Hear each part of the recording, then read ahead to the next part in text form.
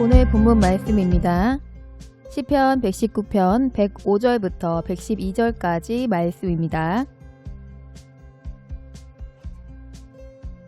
주의 말씀은 내 발의 등이요 내 길의 빛이니이다. 주의 의로운 규례를 지키기로 맹세하고 굳게 정하였나이다.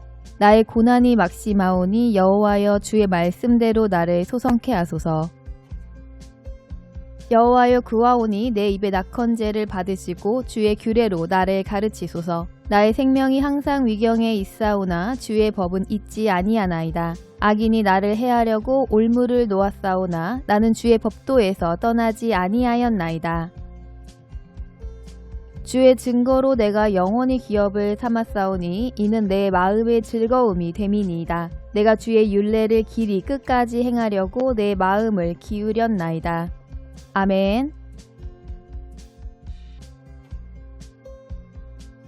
누구인가 부르짖기를 자유가 아니면 죽음을 달라고 외쳤던 사람이 있습니다. 사람이라면 누구나 구속받지 않고 자유를 누리기 위해 노력합니다. 그렇다면 하나님의 사람으로서 참 자유는 어떤 것이며 그 자유는 어떻게 얻고 누릴 수 있습니까? 오늘 주님의 말씀은 진리가 우리를 자유케 하신다고 말씀하셨습니다. 이 말씀을 마음의 주인으로 모셔 순종함으로 참 자유를 누리게 하시는 은혜를 누릴 수 있기를 기도합니다. 우리의 일상생활에서는 여러 부류의 사람을 만나게 되는데 행실이 바르지 못하거나 성급하게 남을 판단하여 멸시하고 하대하는 사람도 있기 마련입니다. 그런데 이렇게 남을 멸시하고 하대하는 사람들은 그런 멸시와 천대가 자신에게 오는 것을 더욱 견디지 못하는 경우를 볼 수 있습니다. 스스로 판단하여 조금이라도 자신이 무시를 받았다고 생각되면 불같이 화를 내며 자기의 정당을 주장하기 위해 변명과 합리화로 주변인들의 눈살을 찌푸리게 하는 사람도 있습니다.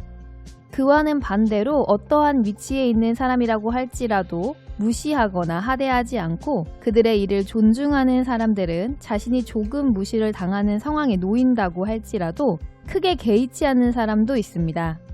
또 어떤 사람은 자신이 맡은 일에 최선을 다하고 결과에 집중하지만 자신의 권세가 드러나지 않는다고 할지라도 크게 신경 쓰지 않는 사람도 볼 수 있습니다.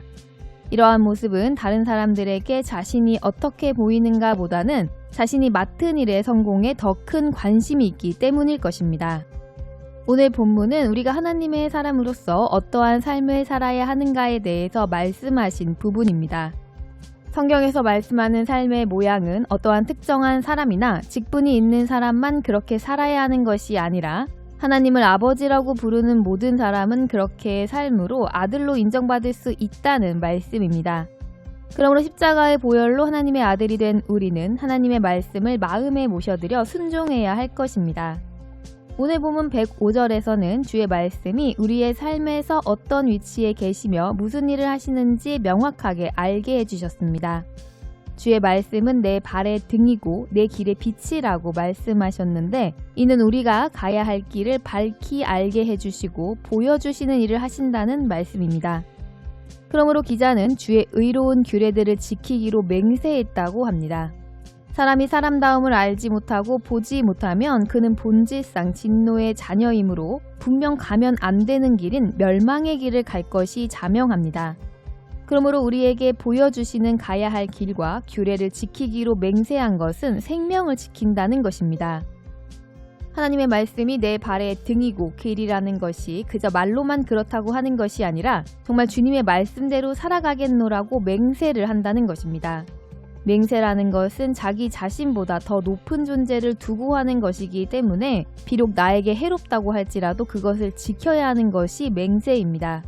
그런데 이어서 107절에서는 이러한 삶은 고난이 매우 심하다고 고백하고 있는 것입니다. 우리가 이 땅에서 하나님의 말씀대로 살기를 작정하고 순종하는 삶은 자기를 부인하며 옛사람을 벗어버리는 삶입니다. 이렇게 옛사람을 부인하며 사는 삶은 고난이 막심할 수밖에 없는 것입니다. 나의 육신을 즐겁게 하기를 포기하고 자기 육신의 만족함을 포기함으로 세상에서 성공에 부유해지고 건세가 높아지는 길을 포기하는 삶에는 마음도 몸도 고통이 따를 수밖에 없는 것입니다. 우리가 예수님을 구주로 믿어 하나님의 말씀대로 살기로 맹세하였음에도 불구하고 우리의 삶이 조금도 고통스럽지 아니하고 그저 즐겁고 행복하기만 하다면 그것은 뭔가 잘못된 것입니다. 그래서 우리는 이 고난을 통해서 어떠한 길로 갈 것인가를 선택하게 되는 것입니다. 오늘 본문의 저자는 하나님의 말씀대로 삶을 살기로 선택했으나 고난이 막심함으로 하나님께 자신을 소성시켜 주시기를 요청하는 것입니다. 즉 어떠한 상황이 닥친다고 할지라도 하나님의 말씀대로 살기로 맹세한 삶을 포기하지 않는다는 것입니다. 이어서 저자는 내 입의 낙헌제를 받아주시기를 요청하는 것입니다. 낙헌제란 무엇입니까? 낙헌제는 드리고자 하는 사람이 자원하여 드리는 감사 제사를 말하는 것으로 보통 감사를 목적으로 드리는 것입니다. 이 낙헌제는 하나님을 영화롭게 해드리는 것이라고 하나님께서는 말씀하셨습니다. 그렇다면 우리는 왜 감사해야 합니까? 하나님께서 우리를 창조하신 창조주시기에 우리는 모든 것에 감사해야 하는 것입니다. 우리가 부모를 섬기는 이유는 무엇입니까? 부모가 반드시 잘나고 대단한 사람이어야만 부모를 복양하는 것은 아닙니다. 설령 부모가 자식보다 못 배우고 부족한 사람이라고 할지라도 사람이라면 부모를 공경함이 마땅합니다. 하나님께서 나를 지으셨으며 우리가 사랑하고 누리는 모든 것을 창조하신 창조주이시라는 사실을 믿는다면 하나님께 감사해야 하는 마음이 될 것입니다. 이어서 낙헌제를 받으시기를 간구하고 저자는 하나님께서 자신을 가르치시기를 요청합니다. 우리는 지식의 근원이신 하나님께 모든 것을 배워야 합니다. 하나님을 아는 건 역시 하나님께서 주신 말씀을 배워야 하나님을 알 수 있게 되는 것입니다. 그것도 대략적으로 아는 것이 아니라 아주 자세하고 정확하게 알아야 하기에 잘 배워야 합니다. 우리가 하나님을 정확하게 알 때 우리는 우리의 상황에 좌우되지 않을 수 있으므로 하나님을 떠나지 않게 되는 은혜를 받을 것입니다. 109절에서 저자는 자신의 생명이 위경에 있으나 하나님을 잊지 않는다고 말씀하고 있는 것입니다. 우리는 하나님을 제대로 알지 못하면 조금이라도 위협을 느끼는 순간 하나님을 잊어버리는 것입니다. 그 대신에 육신이 즐거운 길, 육신이 성공하고 편안하며 행복한 길은 절대 잊지 않는 것입니다. 110절에서는 악인이 나를 해하려고 올무를 놓았다고 기록하고 있습니다. 악인은 무엇입니까? 악인은 말씀을 알면서도 인간의 욕심을 앞세워서 말씀대로 살지 않는 사람을 말하는 것입니다. 하나님을 믿는다고 말하면서도 실제 생활은 전혀 믿지 않는 사람과 동일하게 살아가는 사람이 바로 악인인 것입니다. 이러한 사람들은 앞서 시편 기자가 고백한 삶을 살지 않는 것입니다. 주의 말씀대로 살지 않으며 하나님께 낙헌제를 드리지도 않고 하나님의 법은 가장 쉽게 잊어버리는 것입니다. 그러나 악인이 이러한 삶을 살면서 아무리 육신적으로 풍요롭고 즐거운 삶을 사는 것처럼 보일지라도 하나님의 자녀인 우리는 하나님의 법에서 떠나지 말아야 합니다. 바울 사도는 고린도전서에서 사람이 마땅히 우리를 그리스도의 일꾼이며 비밀을 맡은 자로 여기라고 말씀하셨습니다. 그리고 맡은 자들에게 구할 것은 충성이라고 말씀하셨습니다. 그렇다면 우리는 왜 어떻게 충성해야 합니까? 고린도전서 4장 5절에서는 그리스도께서 오시기까지는 아무것도 판단치 말라고 말씀하시면서 예수님께서 다시 오시면은 어둠에 감추인 모든 것을 드러내시리라고 말씀하셨습니다. 또한 로마서에서는 남의 하인을 판단하는 자를 향하여 엄히 꾸짖으시면서 우리가 남을 판단하지 말 것을 말씀하셨습니다. 즉 우리의 본분은 그저 그리스도의 일꾼이요 노예라는 것입니다. 우리에게 악인을 판단할 지위를 허락하지 않으셨다는 것을 우리는 알아야 합니다. 우리가 악인의 행위를 비난함으로 우리의 의의를 증명할 수 있다고 생각해서는 안 됩니다. 그것이 오히려 우리에게 죄악으로 깊이 빠지게 하는 올무가 되어질 뿐임을 알아야 하는 것입니다. 우리는 그 무엇보다도 우리에게 주어진 본분에 죽도록 충성하여 생명을 잃지 않아야 하는 존재입니다. 그러므로 111절에서는 주의 증거로 영원히 기업을 삼았다고 말씀하셨습니다. 기업이라고 하는 것은 우리를 먹고 살게 하는 것입니다.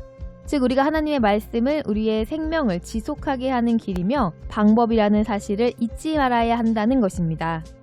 우리가 마음이 기쁘고 즐겁고 하나님께 은혜를 받아 무언가 잘 되어지는 것 같으면 하나님의 말씀을 기업으로 삼은 자로 살아가다가도 조금이라도 마음에 기쁘지 아니한 일이 생긴다든지 악인이 득세하는 일을 보면 바로 하나님의 기업을 일구지 않고 세상으로 달려나간다면 우리는 우리 스스로가 악인의 올무에 걸려 넘어진 것임을 알아야 합니다.